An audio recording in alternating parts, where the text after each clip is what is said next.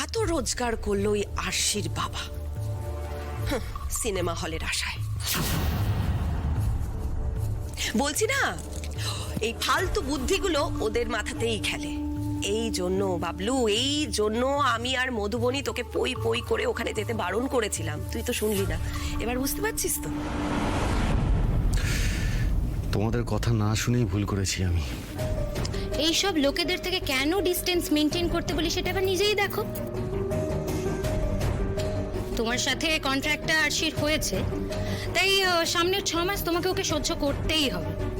কিন্তু ওদের বাড়ির সাথে আর কোনো রকম কিন্তু সম্পর্ক রাখার আর কোনো প্রশ্নই আসছে না মধুবনী।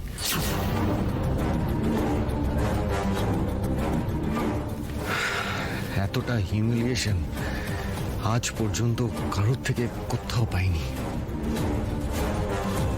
আমাকে একটা মেলার প্রোডাক্ট বানিয়ে দিয়েছে ওরা, ব্যবসা করেছে আমাকে নিয়ে। ছি, shame on them। এত কিছুর পরেও মেয়েটা চোখ রাঙানি যায় না। ছোটের মায়ের বড় বড় গলা আবার। কেন, কি হয়েছেটা কি? আরে ও দা ভাইকে চ্যালেঞ্জ করেছে, বলেছে যদি প্রমাণ করতে পারে ওর বাবা নির্দোষ, তাহলে দা ভাইকে নাকি ওদের বাড়িকে পাত পেরে খেয়ে আসতে হবে। ভাবো। এটা বলেছে? হ্যাঁ এটা বলেছে? হ্যাঁ বলেছে। শিওর বলেছে? হ্যাঁ। ব্যাস, মানে একটু শান্তি পেলাম। যাক, তাহলে এর থেকে বোঝা যাচ্ছে যে আরশি মানসিকভাবে ভেঙে পড়েনি।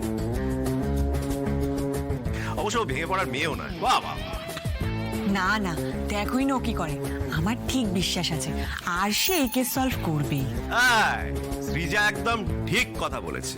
ও যেভাবে বুদ্ধি দিয়ে জেজের ওই ষড়যন্ত্রটা ফাঁস করে দিয়েছিল না, আমি নিশ্চিত ও এবারেও বুদ্ধি দিয়ে প্রমাণ করবে যে ওর বাবার বদনামের পেছনে কারা কারা ছিল।